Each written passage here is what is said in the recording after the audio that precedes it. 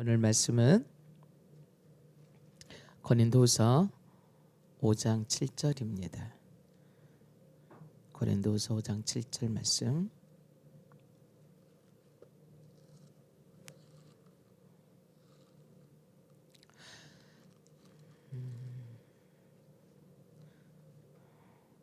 자, 여러분과 함께 5장 7절 한 절 말씀 여러분과 함께 보겠습니다. 시작. 이는 우리가 믿음으로 행하고 보는 것으로 하지 아니함이로다. 아멘. 오늘은 계시 믿음에 대한 말씀을 나눌 건데요. 계시 그러면 계시라는 뜻은 우리가 뭘 계시한다 그러잖아요. 예. 어떤 음식점에서 여름이 되면 냉면 계시합니다 그러잖아요. 예, 그런 것처럼 하나님께서 이 세상에 우리에게 말씀을 계시해 줬어요. 말씀만 계시한 게 아니에요. 우리가 계시 그러면 두 가지가 있는데 일반 계시와 특별 계시가 있어요. 이 세상에 모든 것들은 다 일반 계시예요. 계절이 오는 거, 그리고 또 일상적인 그런 생활, 이 모든 우리가 보고 듣고 또 느끼고 하는 이 모든 것들은 일반 계시라고 그래요. 그냥 보통 계시라고도 해요. 일반적인 것들이에요. 특별한 게 아니에요.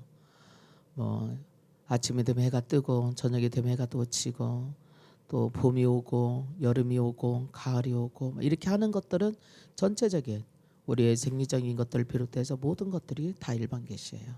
이 일반 계시 안에도 하나님을 알만한 것들을 우리 속에 두셨다고 그랬어요.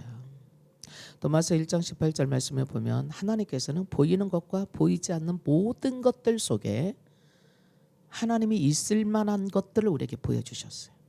그래서 우리가 하나님 몰라요라고 핑계할 수 없게 하셨더라 그랬어요. 그래서 우리가 길을 가다가 갑자기 팍 돌에 걸려서 넘어지면 찾는 게 누구 찾아요? 아이고 부처님 이렇게 찾는 사람 별로 없어요. 예수를 안 믿어도 아이고 하나님 이렇게 찾아요. 왜 그러냐? 이게 하나님께서 우리 속에 원래 창조 때부터 일반적인 모든 것들을 통하여서 하나님을 알 수 있도록 창조하셨다는 얘기예요. 심지어 절에 다니는 스님도 갑자기 어떤 일이 탁 닥치면 아이고 부처님 이렇게 안 찾더라고요. 아이고 하나님 이렇게 찾더라고요. 그들도 인정해요. 최고 높으신 신이 하나님이라는 거를. 그래서 우리가 일반적으로 하나님이 있다 없다를 논할 필요가 없어졌어요. 사실은요. 어느 때 보면 아느냐면 우리가 무의식 속에 나오는 말들을 보면 하나님 찾아요. 우리 양심이 또 그걸 만들어줘요. 원래 하나님께서는 우리를 하나님 형상대로 만드셨다는 얘기는 성품을 말하는 거거든요. 그래서 우리가 예수님 안 믿는 사람들도요, 하나님을 안 믿는 사람들도 윤리나 도덕에 어긋난 그런 일들 짓을 하면 양심이 죽었어 이런 얘기예요. 그 양심이라고 하는 거는 하나님을 알 수 있는 통로예요. 이게요. 그래서 율법이 없었을 때는 우리의 양심이 우리를 심판하는 것이 되더라 그랬어요. 되게 많은 사람들이 궁금해라 해요. 그러면 예수님 안 믿었던 사람들은 예수님을 복음을 한 번도 듣지도 못하고 예수님 전에 태어났던 사람들은 우리나라에 복음이 들어온 지 120년 이 정도밖에 안 됐잖아요. 200년도 안 됐잖아요. 그럼 200년 전에 우리나라에 살았던 사람들은 다 그러면 지옥 가는 겁니까? 이렇게 묻는 사람들도 있어요. 그 사람들에 대해서는 하나님이 양심으로 붙겠다 그러셨어요. 양심으로. 이게 양심이라고 하는 것들은 하나님께서 옳고 그름에 대해서 설명해 주지 않아도 그건 잘못된 거야 라고 하는 것들을 알게, 율법이 있기, 법이라는 게 있기 전에도 그렇게 해주신 거예요. 두 번째는 특별 계시입니다. 오늘 보려고 하는 게 그래요. 특별 계시. 이게 계시 믿음인데 우리가 가져야 될 진짜 믿음이 뭐냐면 특별 계시의 믿음이에요. 그럼 특별 계시는 뭐냐면 성경책은 특별한 계시예요. 특별한 목적을 가지고 우리에게 하나님이 특별한 길을 인도해 주시는 것이에요. 그래서 사도 바울은 에베소 교인들한테 하나님에 대한 것을 알게 하기 위해서 기도하는 내용이 있어요. 우리가 계시기도 그런 것처럼 에베소서 1장 17절 보면 우리 주 예수 그리스도의 하나님께서 우리에게 지혜와 계시의 영을 주사 하나님을 알게 해달라. 이런 기도를 해요. 또 디모데후서 3장 16절에 보면 모든 성경은 하나님의 감동으로 된 것으로 우리를 교훈하고 책망하고 바르게 하고 의로 교육하게 유익해. 이 성경은 너희를 온전한 사람을 이루어 온전한 일을 행하게 하려고 그래. 이렇게. 네, 성경이 쓰여진 목적이에요. 또한 성경이 쓰여진 목적은 이 성경은 나에 대해서 말씀하신다고 하면서 너희가 이것을 기록함은 사도 요한은 요한복음 20장에서 이것을 기록하는 것은 너희가 예수님을 하나님이 아들로 믿고 구원을 얻게 하려고 썼어. 이렇게. 또한 요한일서 5장 13절에는 우리에게 예수 그리스도를 믿는 너희들에게 이것을 쓰는 목적은 너희로 영생이 있게 함을 알게 하려고 썼어 라고 얘기해. 이게 성경은 목적이 있어요. 특별한 목적이 있어요. 그냥 오늘 배고프면 밥 먹고 자고 싶으면 자고 또 뭔가 성취하고 싶은 욕망과 욕구 이런 것들이 일반 계시라면 성경은 특별 계시로 예수님을 믿고 우리가 구원받고 또 영생을 얻고 영원한 생명을 누리게 하려고 하는 목적으로 쓰여졌다고 봐야 돼. 성경 곳곳에서 우리에게 그렇게 말씀해 주고 계세요.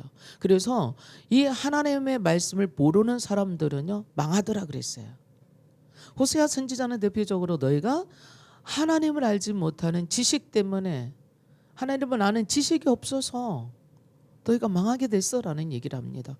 이게 정말로 우리를 인생의 진정한 성공, 진정한 승리는 뭐냐면 하나님을 아는 거예요. 하나님을 안다고 하는 것은 무슨 얘기냐? 하나님 분이 어떤 분이냐? 이것만 아는 게 아니에요. 여기서 안다라고 하는 것은요. 경험적으로 아는 것과 정보적으로 아는 게 달라요. 정보적으로 아는 지식은 그노시스예요. 아, 제 이름이 아무개래. 하나님이 천지를 창조하신 분이래. 이렇게 하는 것들은. 그러나 에코시스라고 하는 얘기는요. 우리가 경험적으로 내가 저 사람 알아. 저 사람 내가 사귀어보니까 정말 착하더라고. 정말 온유하더라고. 겸손하더라고. 그리고 얼마나 사랑이 많은지 몰라. 그래서 불쌍한 사람을 보면 막 그냥 가만히 못 계셔. 막 울고 그리고 막 가서 도와주고 막 이렇게 하더라고. 이름 아무개를 아는 것과 그 사람의 성품과 삶을 그 사람의 마음과 뜻을 아는 건 달라요. 우리가 성경은 하나님이라고 하는 여호와라고 하는 임마누엘이라고 하는 엘로힘이라고 하는 이 하나님의 이름을 가르쳐 주려고 하는 게 아니에요. 하나님의 성품, 그분이 얼마나 공의로우시고 얼마나 사랑이 많으시고 얼마나 자비가 많으시고 얼마나 우리를 아끼시고 보배롭고 존귀하고 소중하게 여기시는지, 그분이 오늘 이 세상에 어떤 분인지, 그분의 주권이 어떤 것인지, 이러한 것들을 뭘로 알아요? 경험으로 알아야 돼요. 삶으로 알아야 돼요. 누구한테 간증을 들어서 아는 게 아니에요. 나 기도했더니 하나님 이렇게 도와주셨어. 내가 하나님의 말씀을 읽고 말씀대로 갔더니 하나님께서 나를 이렇게 역사해 주셨어. 하나님은 이런 분이야. 물론 성경을 통해서 하나님에 대해서 알아야 돼요. 그리고 하나님의 말씀이 우리를 인도해 주시는 대로, 교훈해 주시는 대로, 또는 책망하시는 대로 바르게 고치고, 그리고 말씀대로 내가 인도함을 받고 갔더니 나의 길이 이렇게 열렸어. 난 그거 하기 싫었거든. 힘드니까. 근데 하나님이 하라고 하니까 했어 그냥. 그러고 났더니 하나님께서 나를 이렇게 건강하게 해주셨고 나를 이런 삶을 살게 해주셨어. 이것이 바로 간증이 되는 거예요. 그래서 시편은 하나님을 알고 하나님의 인도하심을 받고 따라갔더니 하나님께서 나를 이렇게 해주셨다고 하는 간증들이에요. 사실 우리는 시편을 읽어보면요, 비탄하고 한탄하는 시가 더 많아요. 막 힘들고 원수가 많고 이렇게 고생하고 나 아프고 막 이런. 그러나 결국은 하나님이 도와주시고 하나님이 함께 하시고 내가 하나님께 부르짖었더니 하나님 도와달라고 애원했더니 하나님이 나를 이런 길로 열어주셨고 또 내가 사망의 음침한 골짜기 같은 그런 험난한 길을 가더라도 하나님의 막대와 지팡이 나를 지켜주셔서 결국은 원수의 목전에서 내 잔이 넘치게 해주셨고 이런 고백을 할 수 있게 되어지는 거예요. 그게 바로 뭐냐? 하나님을 아는 만큼 살아갈 수 있고 성장할 수 있다고 하는 걸 말씀해 주고 계세요. 그래서 우리는 성경을 통하여서 하나님이 주신 이 계시 말씀, 특별 계시의 말씀으로 받아들이고 인정하고 따라가는 것이 특별한 믿음, 계시 믿음인 거예요. 말씀 믿음인 거예요. 신념이 아니라 나의 신념은 그게 아니었어요. 그랬는데 하나님의 말씀이 성경이 그렇게 말씀해 주셔서 그 길로 가는 거, 그렇게 살아가는 거, 그걸 인정하고 그걸 받아들이고 이해할 수는 없지만 이해가 되면 이해가 되는 대로, 이해가 되지 않으면 이해가 되지 않는 대로 그런 삶으로 갔어요.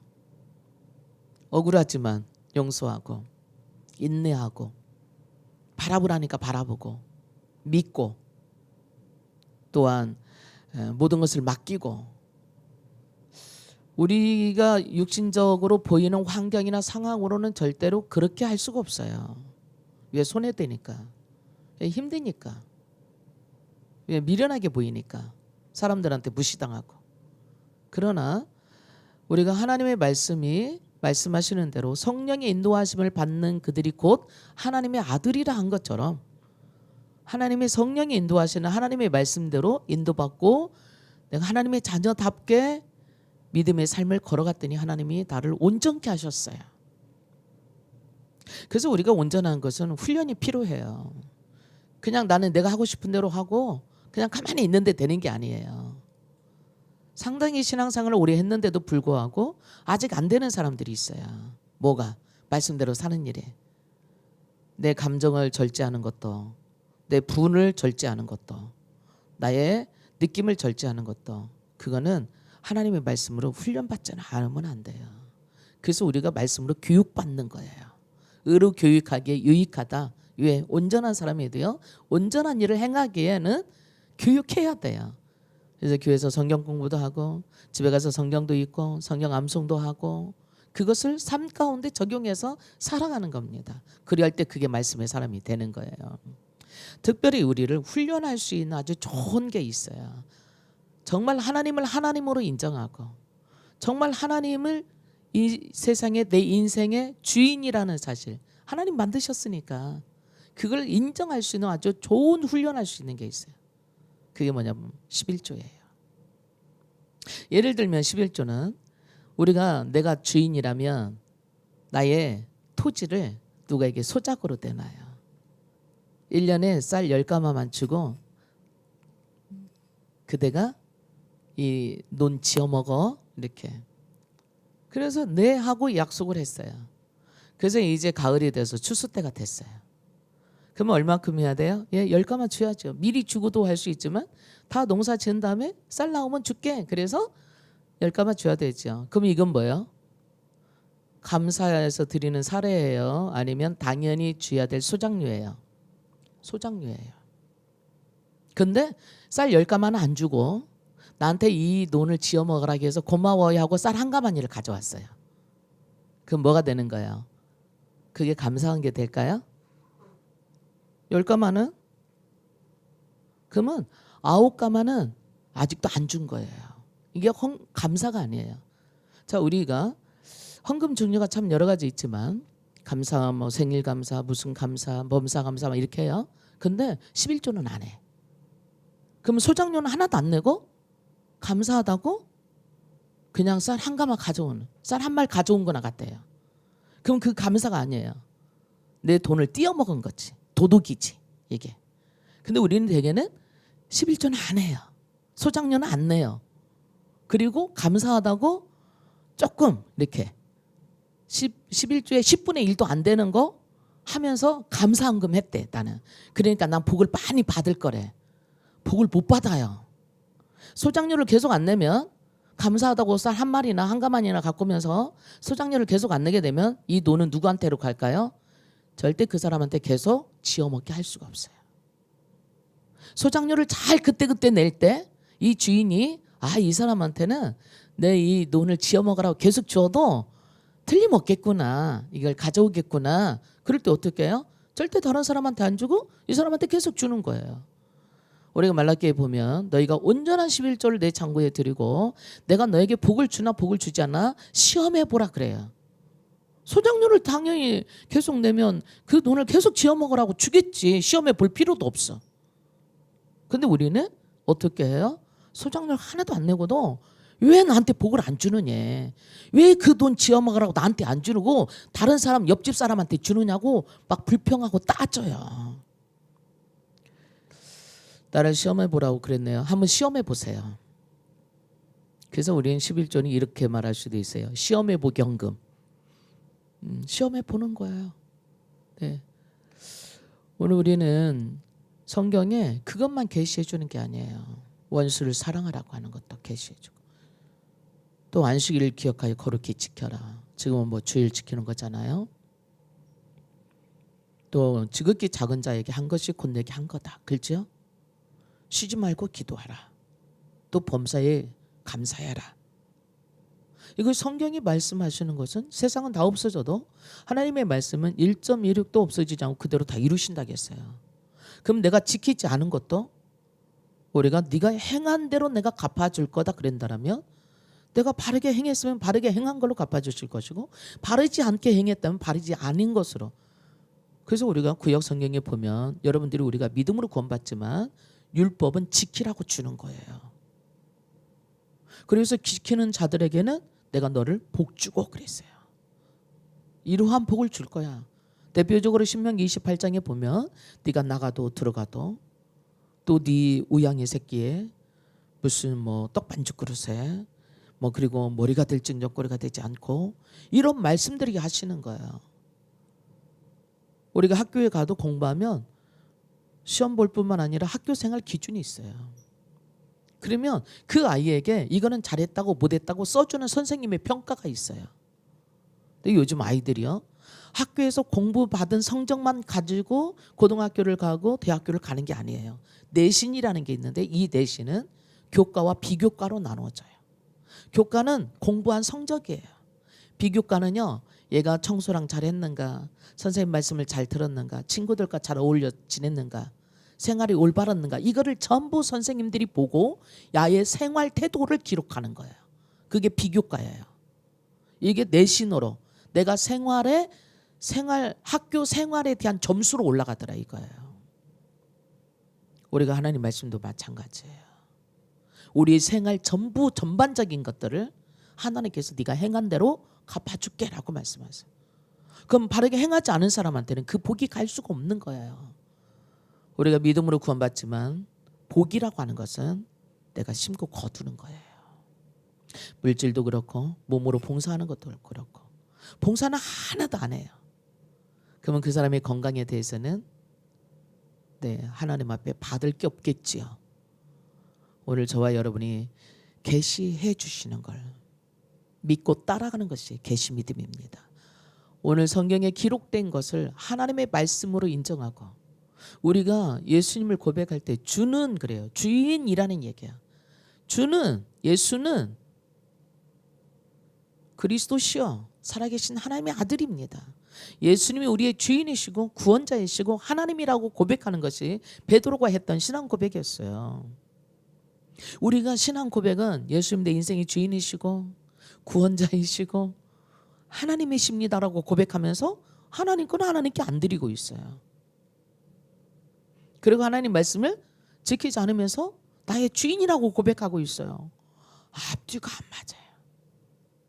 그러니까 신앙이 성장할 수가 없어요. 교회를 아무리 오래 다녔어도 하나님의 말씀과 일치한 삶이 없어요. 그래서 하나님께 받을 수 있는 게 없어요. 남을 불평할 것이 하나도 없어요. 우리 각자 한 사람 한 사람에 대해서 하나님께서는 거기에 합당한, 우리가 요한계시록 20장에 보면 하나님의 백보자 심판에 바다에서도 땅에서도 모든 곳에서 죽은 자들이 내어놓고 하나님의 심판 앞에 섰을 때 책들이 나와 있고 책들에게 기록된 대로 저들이 행한 대로 하나님께서 심판하시더라 그랬어요.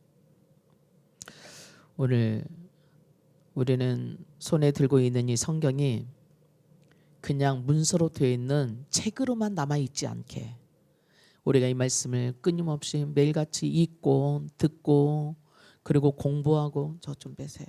공부하고 그러면서 하나님의 말씀을 진짜로 내 삶 가운데 적용해서 살아서 그 말씀이 살아 역사하는 그런 말씀이 되게 하세요. 그럴 때 하나님 말씀은 살아서 역사하는 힘이 커지는 겁니다. 오늘 에베소 교인들에게 사도 바울이 2년 동안 두라노서원에서 매일 하나님 말씀을 가르치니까 하나님 말씀에 흥황하여서 마술사들도 자기의 주업이 될 수 있고 평생 살아왔던 그 책들을 다 모아다 태우고 예수 믿기로 작정하고 주님께로 다 돌아오는 세력을 얻게 됩니다. 여러분들이 하나님의 말씀에 대해 삶 가운데 지침이 되고 내 발의 등이요 내 길의 빛으로 삼고 살아간다면 넘어지지 않을 겁니다. 설령 넘어져도 다시 일어나게 될 줄로 믿습니다. 하나님은 변하지 않으세요. 하나님이 할 수 없는 게 있다면 거짓말할 수 없다는 사실이에요.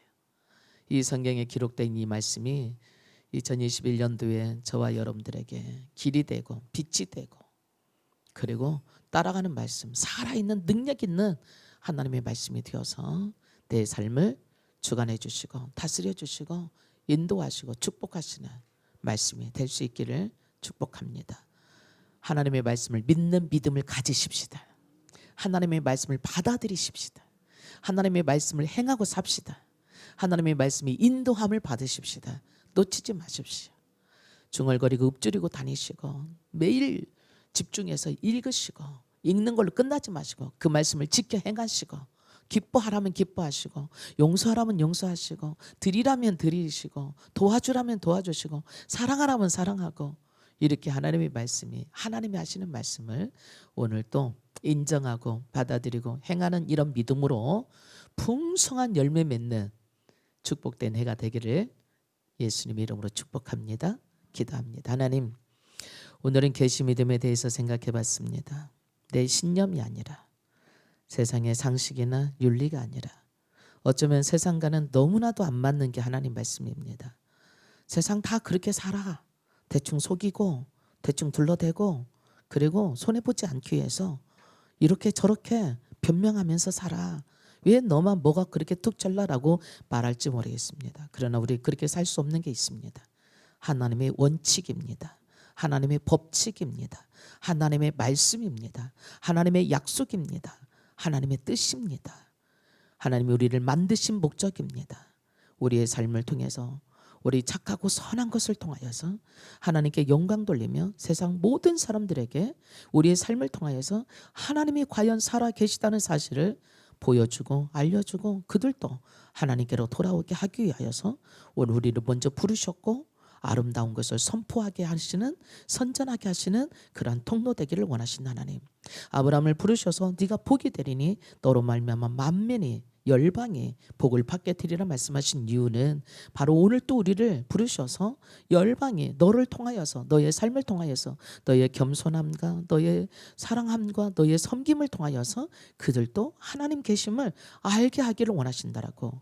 하나님, 오늘 우리의 입술뿐만 아니라 우리의 말과 모든 삶이 하나님을 나타내고 전하는 그러한 풍성한 삶, 그래서 풍성한 열매 맺는 한 해가 될 수 있도록 계시 믿음을 가지고 굳건하게 서가는 승리하는 하나 되기를 축복하고 예수 이름으로 기도합니다. 아멘.